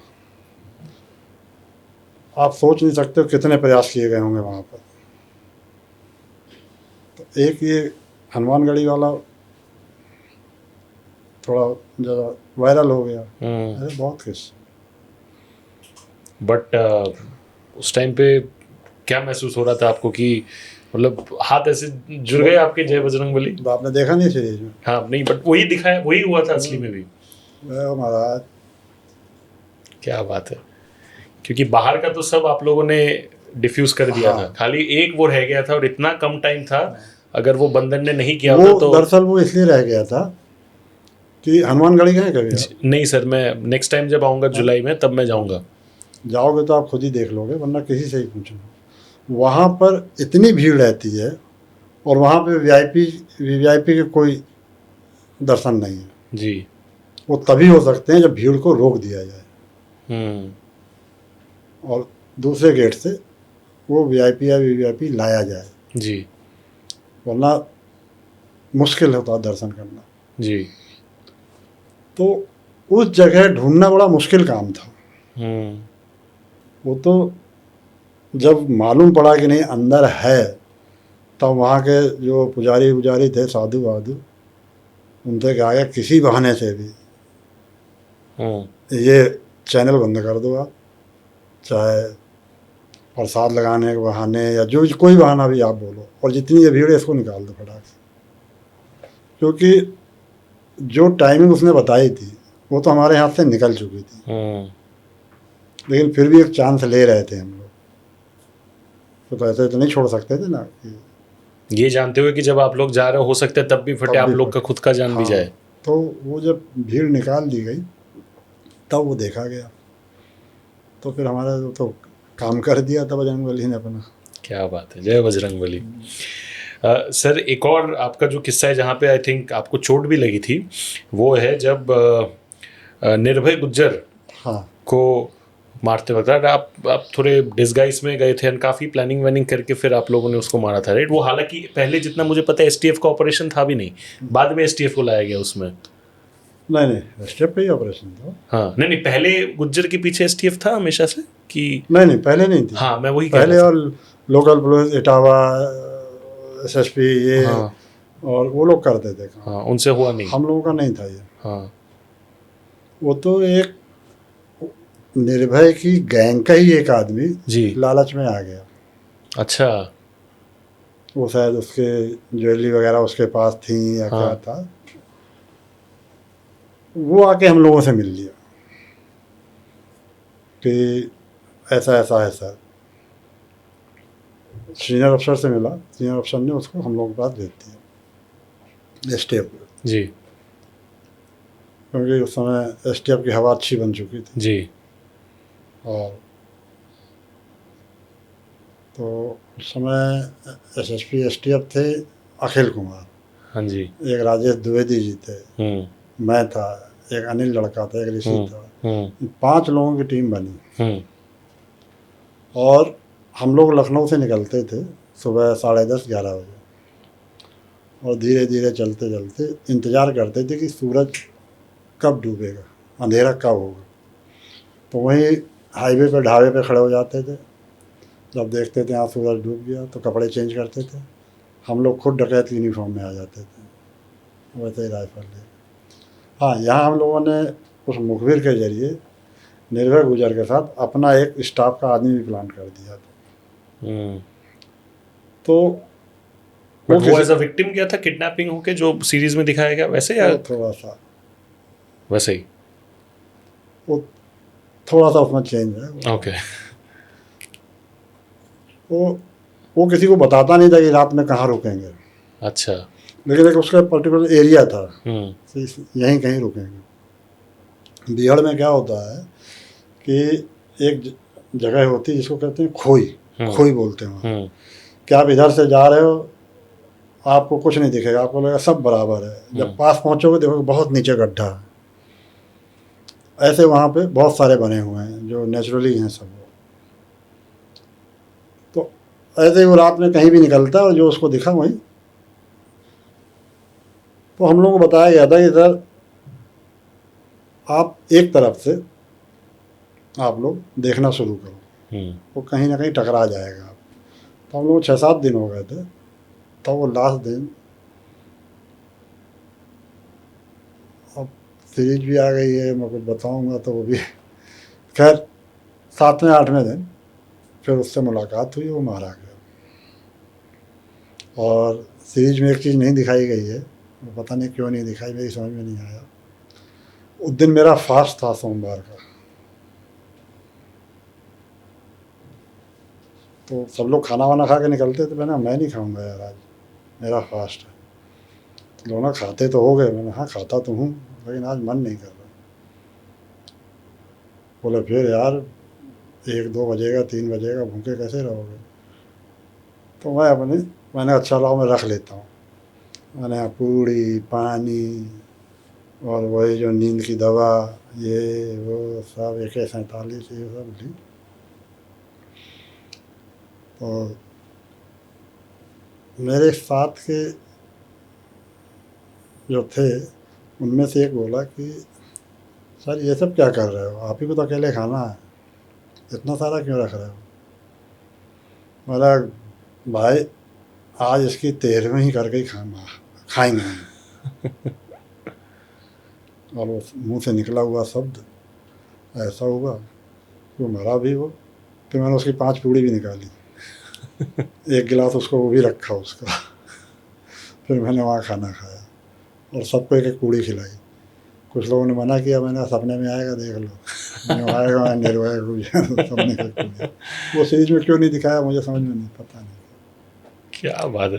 और उसमें मेरे हाथ चोट लगी थी। मैं 3 महीने स्कूटर के ट्यूब पे चला था,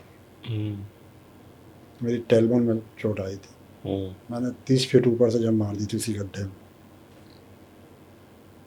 बट जब उस टाइम पे जंप मार दिया तब तो एक्शन के बीच में आप हो, तब दर्द महसूस नहीं हुआ रहेगा, बाद में महसूस हो नहीं, रहा फिर तब तो मज़ा आ रहा था ना, निर्भय मारा, दर्द कहाँ हुआ।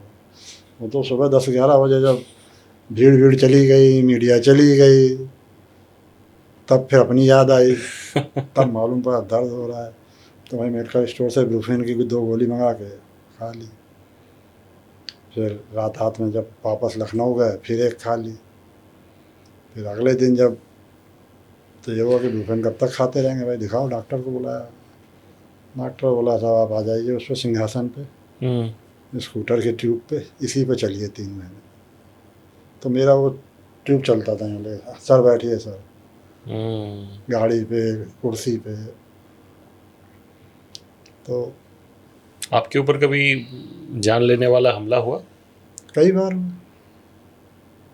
हुआ, कभी टी शर्ट जल गई, कभी बाल उड़ गए, कभी हवा देती हुई चली गई गोली। हाँ, कई बार। तो ये क्योंकि आप लोगों का नेटवर्क इतना स्ट्रांग था, तो कभी कभी अगर आपके ऊपर हमला होने वाला था उसका भी इंफॉर्मेशन मिल जाता था पहले से? वैसे हमले नहीं, प्री प्लान हमले नहीं। अच्छा। इतना तो कोई सोच ही नहीं सकता था। फिर मेरे साथ सिक्योरिटी भी रहती थी ना जी। मुझे वाई श्रेणी सिक्योरिटी मिली हुई थी। तो प्री प्लान नहीं, अब जैसे चल रही है गोली तो उधर से भी चल रही वो है, तो अलग है, कुछ नहीं। वो तो एक्शन के बीच में है, राइट? आपका कोलकाता प्री प्लान का तो मुझे अगर मालूम पड़ गया तो फिर उसकी शामत नहीं। वो तो फिर हुआ ऐसा कई बार हुआ। अच्छा, एक बार हुआ था? कई बार हो चुका। तो फिर क्या किया आपने? कुछ नहीं, वही हमने उसका प्लान बना दिया। आपका कोलकाता वाला एक जो किस्सा था, इनकाउंटर, वो कहाँ से सुना आपने, पढ़ लिया? पार्क स्ट्रीट के पुलिस स्टेशन के वहाँ पे। मैं सर हूँ कोलकाता से, born and brought up in Kolkata. मैं रहता हूँ मुंबई में, लेकिन मैं बंगाली हूँ। तो क्या उम्र रही होगी आप? सर पता नहीं कौन से साल की बात है, आप बताइए मुझे। ये है 97 98 की बात। तो 3 साल का था मैं सर। तो सोच ही नहीं सकते फिर। ये क्या कहानी था सर? कलकत्ता में एक किडनैपिंग होनी थी, और किडनैपिंग उस गैंग के द्वारा होनी थी जिसने पूरे हिंदुस्तान में तबाही मचा रखी थी, जिसका मास्टरमाइंड बबलू श्रीवास्तव। ओके। तो हम लोग उस गैंग को पकड़ने गए थे वहाँ पर।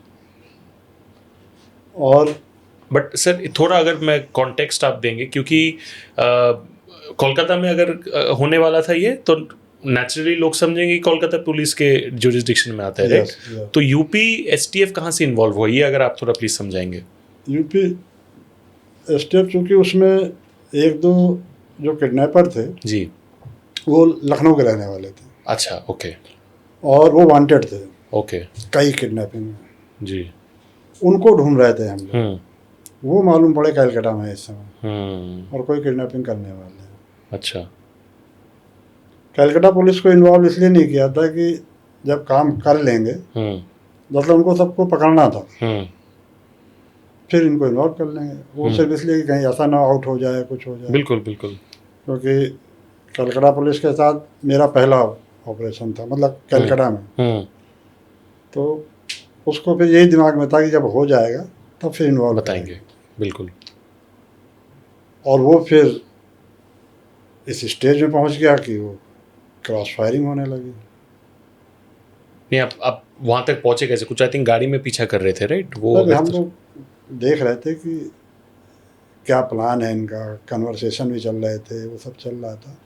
तो विक्टोरिया पार्क में, हाँ, विक्टोरिया मेमोरियल के वहाँ पे, हाँ, वहाँ पे वो बंदा जो है मॉर्निंग वॉक को आता था जी। तो काफ़ी देर हो गई, इन लोगों की तरफ से कोई हरकत नहीं हुई। मुझे ऐसा लगा था कि शायद वो आया नहीं उस दिन जी, जिसकी किडनैपिंग होनी थी। तो ये लोग काफ़ी वेट कर रहे थे। तो ये हुआ कि अब वो नहीं आया तो क्या हुआ, ये तो ऑलरेडी साले पूरे हिंदुस्तान में वांटेड हैं, इनको पकड़ लिया जाए। और जब उनको पकड़ना चाहा तो उसमें फिर वो भागने में उसमें क्रॉस फायरिंग हो गई। और एक बार को तो मैंने उनको पकड़ना भी चाहा तो मैं काफ़ी दूर तक घिसटता चला गया था, मेरी पूरी खाल उतर गई थी।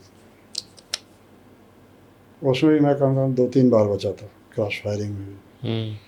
फिर वो पार्क स्ट्रीट थाने और के, आपके पास जैकेट भी नहीं था, बुलेट प्रूफ जैकेट भी मैं नहीं था? बुलेट जैकेट तो पहनता ही नहीं था मैं, जिंदगी में कभी नहीं पहना? मैंने कभी नहीं पहना, अरे बाप रे बाप, कभी नहीं पहना। क्या हो सर आप? फिर? क्योंकि अपने हाथ में कुछ भी नहीं है ना भाई, बुलेट प्रूफ भाई। जैकेट पहन लो, इधर चली जाएगी, इधर निकल आएगी, इधर कौन सा पहने हुए हैं, सही बात है, भेजनी तो उसी को है ना, बिल्कुल। चाहे वो सलाम करके भिजवा दे, या सस्ते में भेज दे। चाहे वो भी कर दे, तो क्या जैकेट वैकेट पहने। बिल्कुल। तो फिर वहाँ पर 6 लोग गाड़ी से निकले थे, जिसमें से 2 जिंदा थे, 4 मारे गए थे।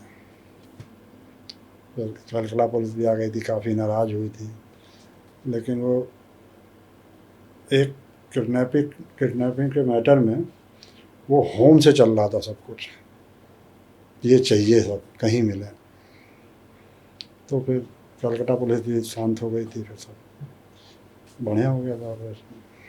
फिर आप लोगों ने, उन्होंने आपसे जब आपको वो सबसे पहले कलकत्ता पुलिस ने आपको क्या बोला उस टाइम पे जब आपके सामने आए वो लोग? वो पकड़ लिया था हमको, गुंडा लड़ गया, हाँ मानने को तैयार ही नहीं था हम पुलिस वाले वो तो हमको पकड़ लिया था हम लोगों ने। हाँ लेकिन जब मेरे ख्याल से कलकत्ता में साथ पहले कभी ऐसा हुआ नहीं था, हाँ। नहीं, तो इतनी पब्लिक आ गई तो उस पब्लिक की प्रेशर में हम लोग को यहाँ छुड़ा के पब्लिक में शामिल हो गए, तो भाग गए थे बाद में पहुँचे थे हम लोग थाने, अच्छा। जो सब नॉर्मल हो गया। हाँ, क्योंकि कलकत्ता में भी थोड़ा सा वो ऑर्गेनाइज क्राइम जैसा स्ट्रक्चर था वहाँ पे, जैसे दिन दहाड़े इतने किडनैप, मतलब वहाँ पे भी था अंडरवर्ल्ड, बट इस लेवल का ऐसा नहीं था, तो इसलिए उनके लिए भी थोड़ा नया होगा कि ये क्या हो गया, गाड़ी ऐसे टकरा रहा है, ये हो रहा है, ऑफिसर घसीट के जा रहे। दूसरा क्या था जी कि सुबह का वक्त था, जी, थाने 5-5:30 कुछ तो बचे हाँ होंगे। सब सो रहे थे, हाँ जैसे ही भड़ तड़तड़ सुनाई दी उनको, तो कोई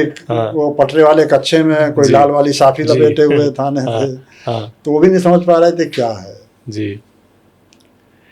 सर मेरे आखिरी के 3 पॉइंट्स बचे हैं जो मैं पूछना चाहूँगा कि सीरीज़ में जो सीज़न 2 तक हम लोग ने देखा, उसमें देवी एक है कैरेक्टर एंड ऑल्सो शेख, ये दोनों का नेगेटिव कैरेक्टर में बहुत बड़ा भूमिका रहा है, एंड आपका इनके साथ जो टकरार दिखाया गया है वो बहुत ही घमासान था। मतलब जिस तरीके से स्ट्रैटेजी यूज़ करके, दिमाग यूज़ करके आपने इनको हराया इस लड़ाई में, मतलब हैट्स ऑफ जेन्युइनली। बट थोड़ा देवी का रियल लाइफ पर्सपेक्टिव, शेख का थोड़ा रियल लाइफ पर्सपेक्टिव समझना चाहेंगे कि कितना सिमिलर दिखाया गया असली कहानी जो था उससे, क्या कॉन्टेक्ट, बिकॉज बहुत लोग को समझ नहीं आ रहा कि देवी कौन थी या फिर शेख कौन थे। देवी भी एक अपने आप में एक कैरेक्टर था, जो जिसका वास्ता मुझसे पड़ा था काफ़ी लंबे समय तक, लेकिन फिल्म में थोड़ा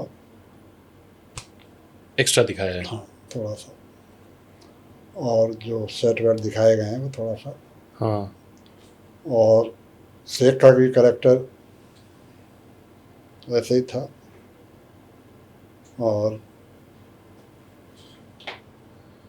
उसका भी जो जितना दिखाया गया वो थोड़ा फिल्मी है। बट उसमें हकीकत कितना % होगा? 65-70% सब में है। मतलब असली में कोई था यूपी के हाँ, उस हाँ, सिनेरियो हाँ, में हाँ। देवी और शेख दोनों? उसमें कोई ऐसा वो नहीं है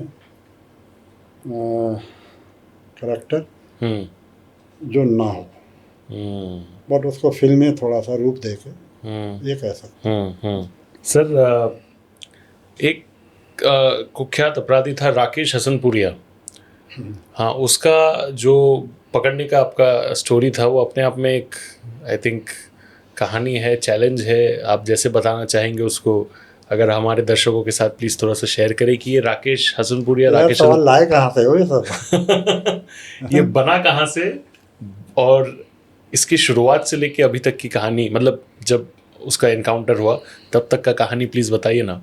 पूरा रिसर्च करके मैं आया हूँ इसलिए मैं बोल रहा हूँ। नहीं तो ये सब कहाँ मिल रहा है, मिल रहा है सर, अभी निकल रहा है। एक पश्चिमी उत्तर प्रदेश का बदमाश था, और उसका पॉलिटिशियन और पुलिस दोनों से बड़ा अच्छा नेटवर्क था। उसका। तो उसके ऊपर जो भी टीम लगती थी वो सक्सेस नहीं होती थी। कहीं ना कहीं कुछ ना कुछ ऐसा हो जाता था। मेरे एक आईजी थे अरुण गुप्ता, हर अफसर उसको अपने तरीके से यूज करता था। राकेश हसनपुरिया को? नहीं, मुझे। अच्छा, आपको? ओके। हाँ। हाँ। तो उन्होंने मुझसे कहा, यार ये सब कुछ छोड़ो और अपना दिमाग लगाओ, मुझे चाहिए। और ठीक है, मैंने गोटियाँ बैठालनी शुरू की तो एक गोटी सही बैठ गई। तो मैंने बोला, सर मैं राकेश के लिए निकल रहा हूँ झांसी। बोले, झांसी? झांसी में तो उसका कुछ है नहीं। मैंने, बट मेरी जानकारी में है, आप फ़ोन करो, इसी तरह की इन्फॉर्मेशन है और अविनाश को झांसी भेज रहा हूँ। बोले ठीक है, लेकिन कुछ बता तो जाओ। मैंने कहा, जा रहा हूँ मैं पश्चिमी उत्तर प्रदेश। अच्छा। बोले गुड, ठीक। हम लोग निकले तो रास्ते में कुछ अड़चने आई, तो थोड़ा सा तमाशा हुआ पब्लिक पुलिस हम लोगों से। बट मैंने ये नहीं होने दिया कि एसटीएफ से हैं, जैसा होता है बार्गेनिंग, भाई जाने दो, गलती हो गई, ये लो पैसे ले लो यार, ये कर लो। वहाँ से निकल गए। लेकिन जहाँ पहुँचना था वहाँ लेट हो गए, 2-3 घंटे इस चक्कर में ख़राब हो गए। फिर वहाँ से खबरी ने बताया, सर आप लेट हो गए, तो निकल गए। कहाँ भाई? बोले, आप इस तरफ आओ, दिल्ली तरफ। हम लोग वहाँ से निकले। फिर रास्ते में उसका फ़ोन आया, सर गाजियाबाद आ जाओ। फिर आ गए। फिर शाम को 7:30-8 बजे बारिश हो रही थी, उसका फ़ोन आया, सर आप यहाँ आ जाओ, वो पैसे लेने आने वाला है किसी से। फिर वहाँ पहुँचे थे, ऑपरेशन पूरा। उसने पहले फायर किया आप लोग के? बिना फायर के तो कहाँ फायरिंग होता था? थोड़ी ना। आपको, आप लोग को देख के उसने फायरिंग चालू कर दिया? अब जैसे ही बताओ, ललकारो, अपना परिचय दो, तो दिख जाता है ना। स्टेप तो ऐसा नाम हो गया था कि मारी देगी है। निकल जाओ बच के तो निकल जाओ। अब श्री प्रकाश शुक्ला के साथ आपका जो नेपाल वाला इनकाउंटर हुआ था, जहाँ पे इनकाउंटर इन द सेंस कि आमना सामना, उस दिन उन्होंने भी कुछ नहीं किया, आपने भी कुछ नहीं किया, लेकिन उन्होंने कुछ तो धमकी ऐसा दिया था कि नेपाल के लोगों को मार डालेगा, काट फेंक के डालेगा अगर एसटीएफ नहीं निकला तो। हाँ, उसका इतना नेपाल में गवर्नमेंट में या पुलिस में इतना नेटवर्क कहाँ से बना उसका? नेपाल पुलिस में उसका नेटवर्क कुछ नहीं था। हाँ। लेकिन नेपाल ऐसी जगह भी नहीं कि इंडिया की न्यूज़ या इंडिया के समाचार ना आवे, और बिहार लगा हुआ है। तो जब उसने ये धमकी दी तो उसने बोला है कि इसको मजाक मत समझना, पहले मेरे बारे में पता कर लो यूपी बिहार में, अगर लगे कि मैं सही बोल रहा हूँ तो मेरी बात मानना। तो तुरंत में जिसको जो माध्यम मिला उससे पता किया, जैसे उन्हें मालूम पड़ा कि यार जो कह रहा साला सही कह रहा है, ये कर भी देगा, पागल आदमी है। तो उन्होंने कहा आप लोग जाइए यहाँ से। कोई भी खबरी ने कभी भी आपको धोखा दिया दोनों तरफ से खेल के, माफिया की तरफ से भी और आपके तरफ से भी? दिया। तो उस खबरी का क्या किया फिर आपने? उसका क्या बताएं क्या किया, कुछ तो इलाज किया होगा ना। हर दवाई, हर मतलब बीमारी का अलग इलाज होता है। बट लोग अक्सर कहते हैं कि पुलिस वाले जो होते हैं वो लोगों पे भरोसा आसानी से नहीं कर पाते, राइट? तो ये जो आपका ये था उसके बाद भी लेकिन काम कर रहे हो तो फिर भरोसा तो करना पड़ता है अपने डिपार्टमेंट के लोग बोलो या फिर खबरी बोलिए, तो वो कैसे करते थे सर आप? देखो, पुलिस वाला हो, पब्लिक वाला हो, कोई हो, सामने वाले को दिखना चाहिए कि हाँ भाई ये बंदा भरोसे के काबिल है। भाई हम लोग तो खबर ही बनाते हैं ना, देख के ही बनाते हैं ना कि भरोसे के काबिल है। ऐसे ही पब्लिक को भी दिखना चाहिए कि यार ये बंदा भरोसे वाला है, ये बात का मर्द आदमी है। तो ऐसे नहीं बनेगी ना, धीरे धीरे लोग जानेंगे, आपकी छवि पहचानेंगे, आपके वादे, आपकी तमाम चीज़ें देखता है आदमी, तब विश्वास करता। मुझे कुछ ऐसा सौभाग्य प्राप्त था, ये तो महाकाल की कृपा कह लो, जो मेरे पे हर आदमी विश्वास करता था। यहाँ तक कि आप समझो कि बदमाश तक मेरे ऊपर विश्वास करते थे कि ये धोखा नहीं दे सकता, कर कुछ भी देगा। और उसकी एक वजह और भी है कि मेरे कोई बताता 150 पर, कोई पता नहीं कितने इनकाउंटर बताते हैं लोग, मैंने एक भी इनकाउंटर या एक भी गिरफ्तारी किसी के कहने से नहीं की है, ना पैसे के लिए की है। जो मेरा दिल बोला कि हाँ नहीं ये है इस लायक, वो मैंने काम किया। तो इसलिए मेरे पे भरोसा करते हैं। बट आपको ऑफर होते थे कि उनको लगता था कि इसको मार डालो, इतने पैसे देंगे? हाँ खूब, सब जगह होता है, कहाँ नहीं होता, करते हैं लोग, होता है। आपका सबसे बड़ा जिंदगी में सैक्रिफाइस क्या रहा है? अब सैक्रिफाइस क्या बोलूँ, मैंने वो कीमती क्षण परिवार के खोए कि मैं एक दिन बोल के 15 दिन नहीं आता था, और क्या सब यही सब सैक्रिफाइस से क्या मतलब। अब ठीक है, जो किया वो मिल भी तो रहा है ना। सर आपका वेब सीरीज़ के तो 2 पार्ट्स ऑलरेडी हम लोग ने देख लिया, बट ऑफ कोर्स जनता जो है उनमें एक उत्सुकता है आपके बारे में और जानने के लिए कि अविनाश सर की और कहानियां हम सुने। तो उन जनता के लिए, मेरे जैसे फैंस के लिए क्या है आगे जाके इन स्टोर? देखिए अभी जो पार्ट 1 पार्ट 2 आया था जी, इसके एग्रीमेंट मेरे थे अभी तक, और इसके बाद मेरा किसी से कोई एग्रीमेंट है नहीं। ओके। अब जो साफ दिल से साफ नियत से आएगा तो फिर इसका आगे भी बनेगा, कहानियाँ तो हैं ना अभी। बिल्कुल, जैसे कि आपने कहा 7-8% 10% ही खाली है, तो फिर बनेंगी।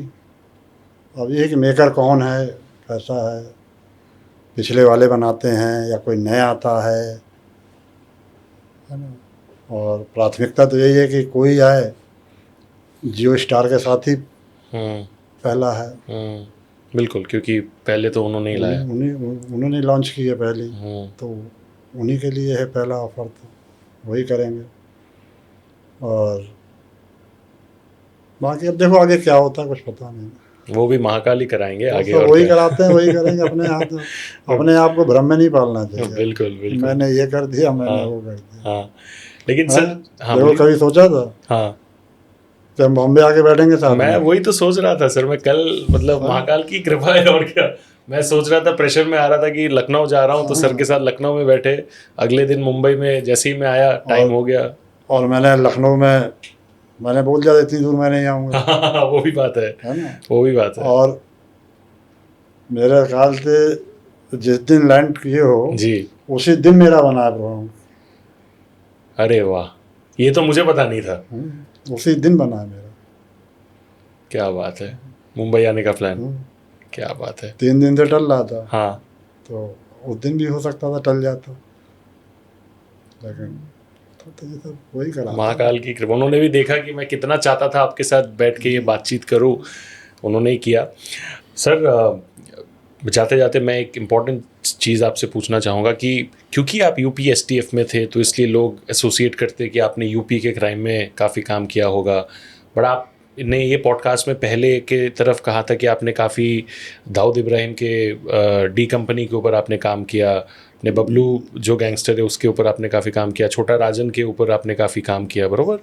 तो मुझे ये समझना था कि कौन से नेक्सस के बेसिस में एक यूपी में जो एसटीएफ ऑफिसर है वो मुंबई में बैठे हुए दाऊद इब्राहिम गैंग या फिर छोटा राजन गैंग इनके ऊपर काम कर रहे थे। क्या वो मुंबई पुलिस के साथ आप एक साथ कर रहे थे कि आपका अलग ही कुछ चल रहा था वो?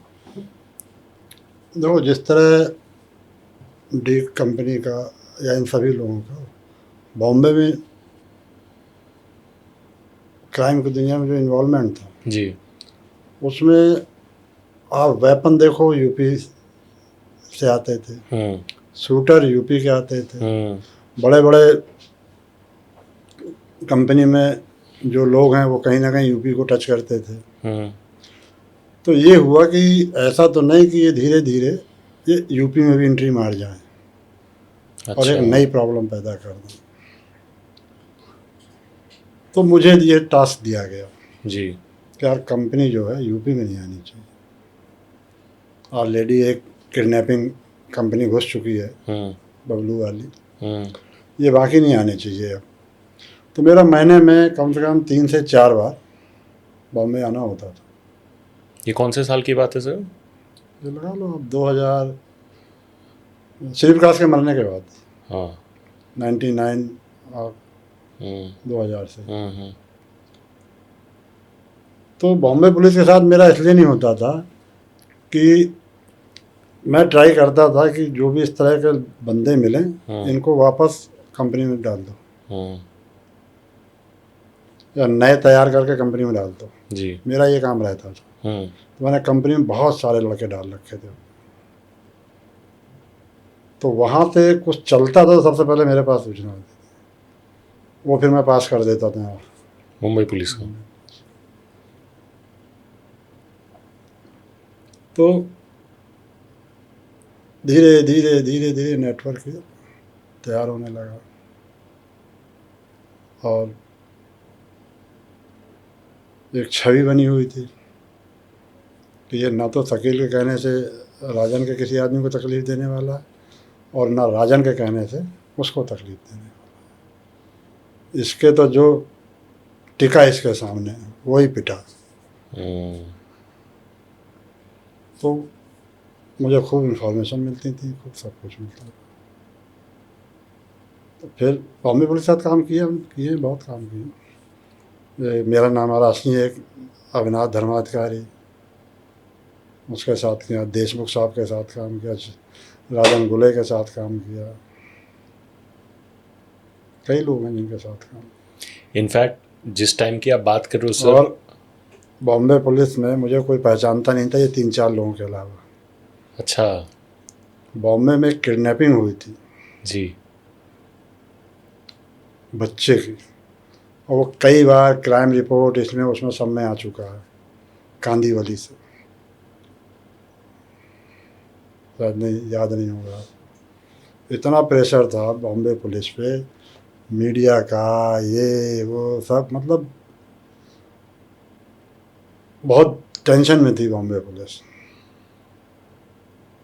तब यहाँ एक मुझे रात में करीब 12:30-1 बजे जगाया गया। एक बच्ची सिंह करके है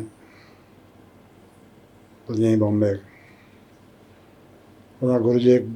और मैं जिसको जानता हूँ या जिसके प्रति मेरा थोड़ा सा भी लगाव है तो मैं उसका फ़ोन उठा लेता हूँ, चाहे 1:30 बजे आवे, चाहे कितनी दवा ले रखी हो, चाहे कुछ ले रखी हो। उसका असर मेरे पे उस पर टेलीफोन पे नहीं पड़ता था जी।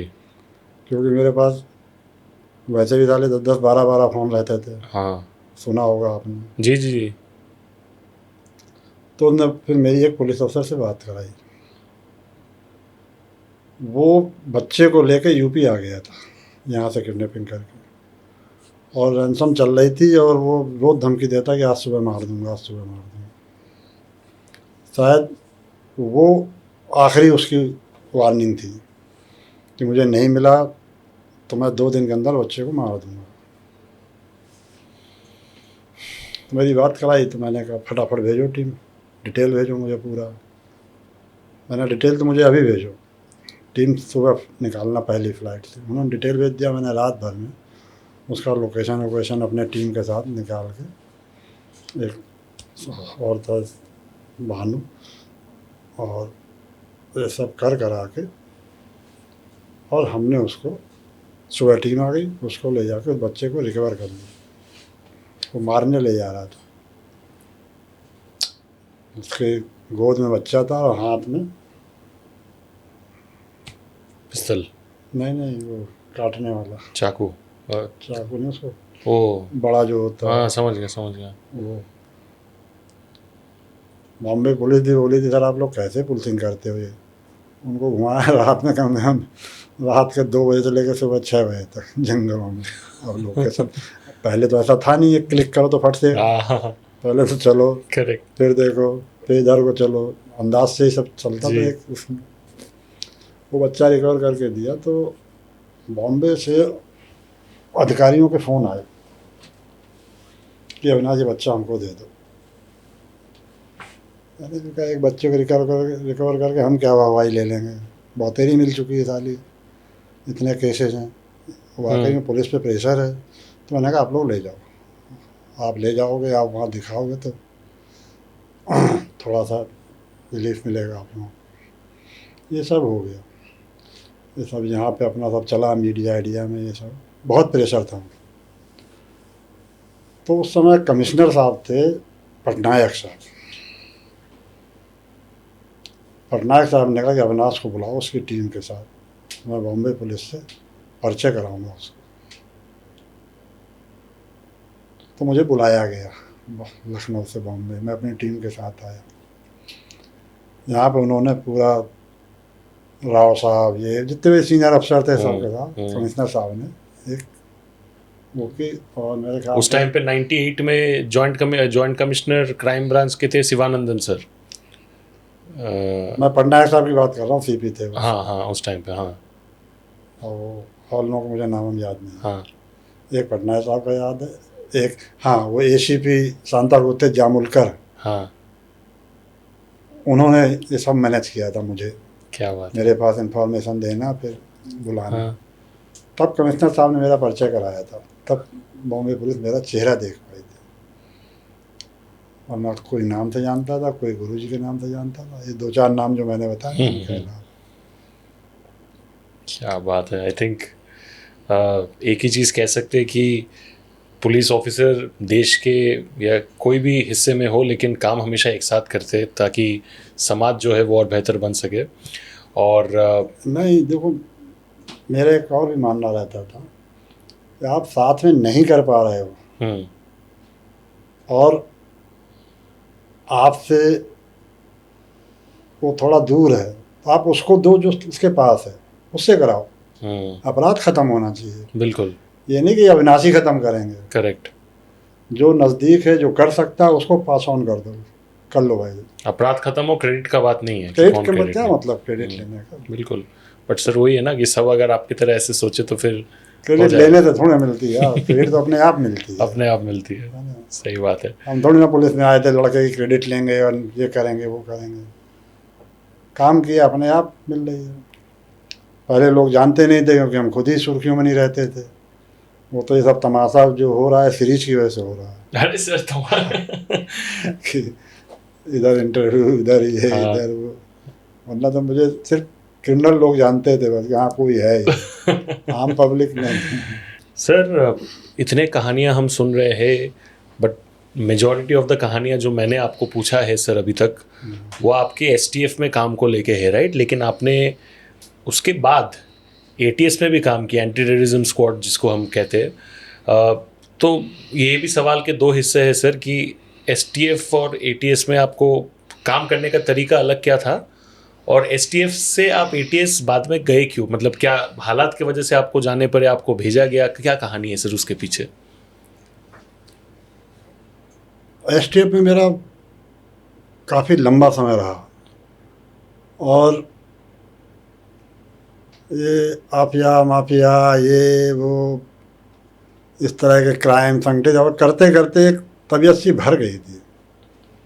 और एसटीएफ का कितना ही बड़ा दायरा हो जाए वो इंडिया से बाहर नहीं जाने का। तो अब मेरे अंदर कुछ हो रहा था कि यार अभी थोड़ा और खुल के खेल लो। तो वो फिर मुझे प्लेटफॉर्म दिखा एटीएस जी। और जैसे मुंबई में घटना हुई थी और यूपी में भी हुई हैं। तो मुझे लगा कि अब एटीएस में चला जाए। तो उस समय डीजी थे श्री विक्रम सिंह साहब, नाम सुना होगा आपने, बहुत उसमें भी आते रहते हैं पॉडकास्ट में और उसमें चैनल में भी। और डीआईजी थे राजीव सब्बरवाल साहब, और आज जो मौजूदा डीजी हैं राजीव कृष्णा साहब, ये आईजी थे। तो मैंने अपनी इच्छा प्रकट की कि मुझे एटीएस में आना है। तो सब बहुत खुश हुए, सबने वेलकम किया, आ जा यार, आ जा यार।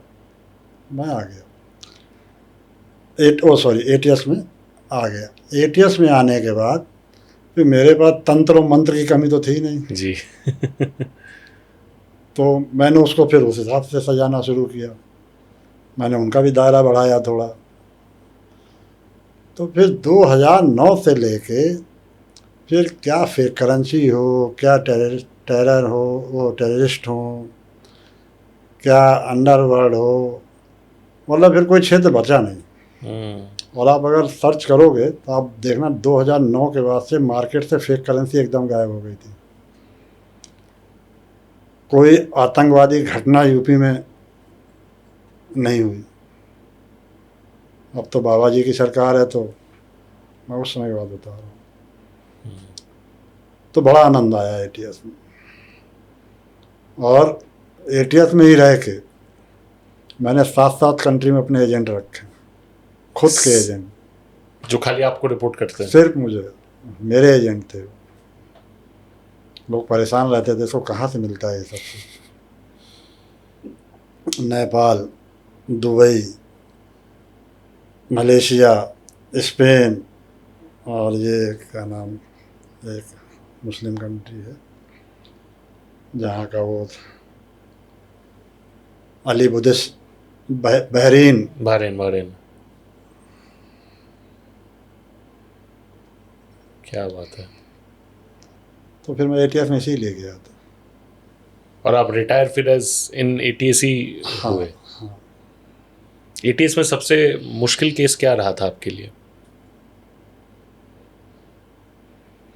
मुश्किल केस तो कोई नहीं रहते थे, टाइम लगता था। मुश्किल केस बना दिया कि करना है, आज नहीं मिलेगा कल मिलेगा, कल नहीं मिलेगा अगले महीने मिलेगा, मिलेगा तो ज़रूर, जब पीछे लगे तो मिलेगा। बट कोई ऐसा केस होगा ना सर कि जिसपे आपको थोड़ा सा ज़्यादा दिमाग, थोड़ा सा ज़्यादा सब्र रख के आगे बढ़ना पड़ा कंपेयर टू बाकी वाले, वैसा अगर कोई एक किस्से आप सुनाओ तो? नहीं, ऐसा नहीं है इसमें जो बहुत ज़्यादा वो हो, लेकिन चलता था, थोड़ा आगे पीछे तो चलता ही रहता है। तो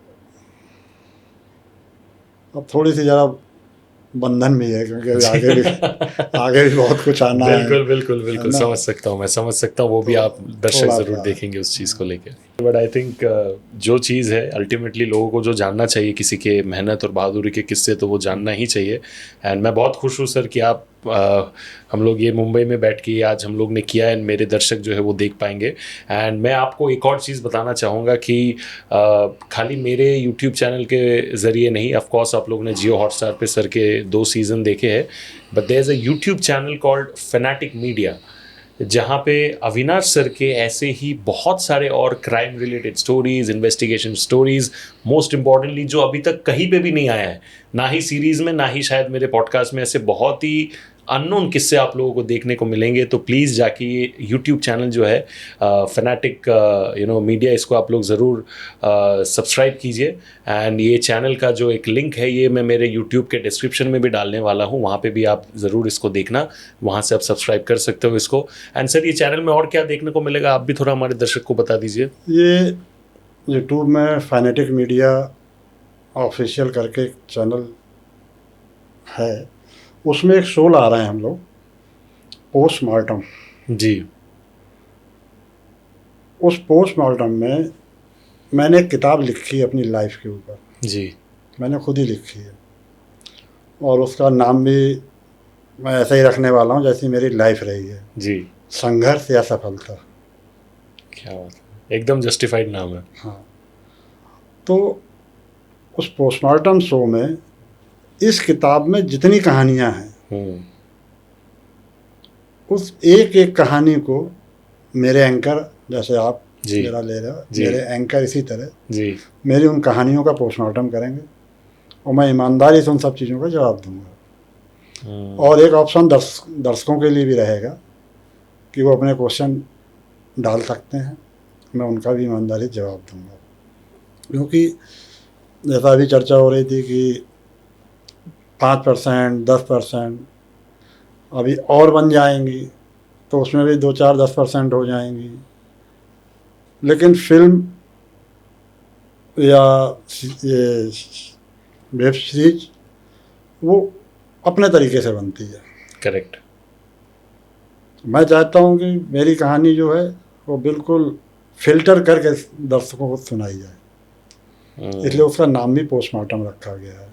और अभी हमारे इस पॉडकास्ट में अभी इंट्रो चल रहे हैं जी एक एक कहानी का, कि ये कहानी कैसे हुई, ये कहानी कैसे हुई, और इंट्रो चल रहा है। और जैसे ही बुक लॉन्च होगी उस बुक के नेक्स्ट डे से ये एक एक कहानियाँ आने लगेंगी। और फिर हमारे एंकर भी हमारी क्लास लेंगे और दर्शक भी जैसे चाहे वैसे क्लास लें और कहानियों का आनंद लें।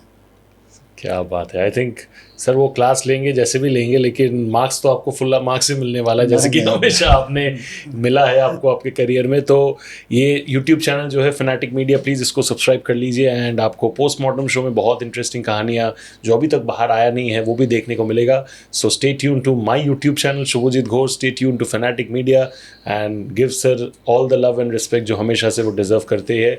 बहुत बहुत शुक्रिया सर, दिल से जय महाकाल। बहुत बहुत शुक्रिया, आपने बात किया इतने दिल खोल के। एंड एक और इंटरेस्टिंग एपिसोड बहुत जल्दी ऑफ कॉप ऑन टॉप हम लेके आने वाले हैं। And this was actually the first cop on top episode which was not with a Mumbai police officer but you know from UP STF।